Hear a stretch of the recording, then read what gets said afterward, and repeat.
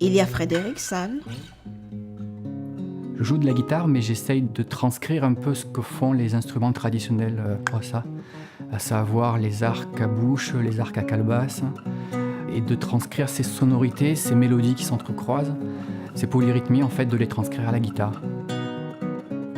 Pour moi, l'univers de Sibongile, c'est un univers très ancré dans une culture sud-africaine, mais dans ce qu'il y a de plus profond, pour moi, dans la culture sud-africaine, c'est-à-dire le travail de la voix brute.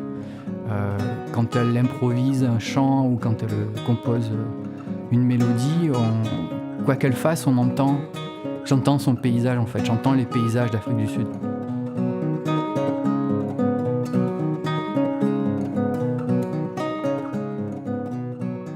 Il y a Lamine Diagne. Quand j'ai embarqué sur le projet de Sibongile, j'ai essayé pas mal de nouveaux instruments, la guimbarde, le doudouk, le chant diphonique, la flûte, le soprano.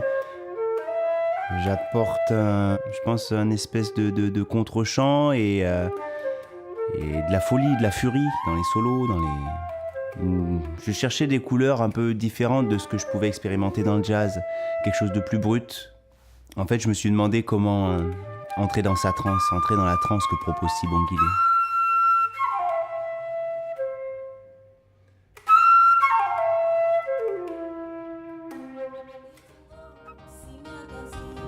Il y a Dimitri Roverchon. Travailler avec Sibongile Mbambo demande une sensibilité particulière. Recevoir l'énergie qu'elle fait descendre sur scène, ou en studio d'ailleurs. Conjurer avec ses forces invisibles. Je ne sors jamais indemne d'une prestation avec elle.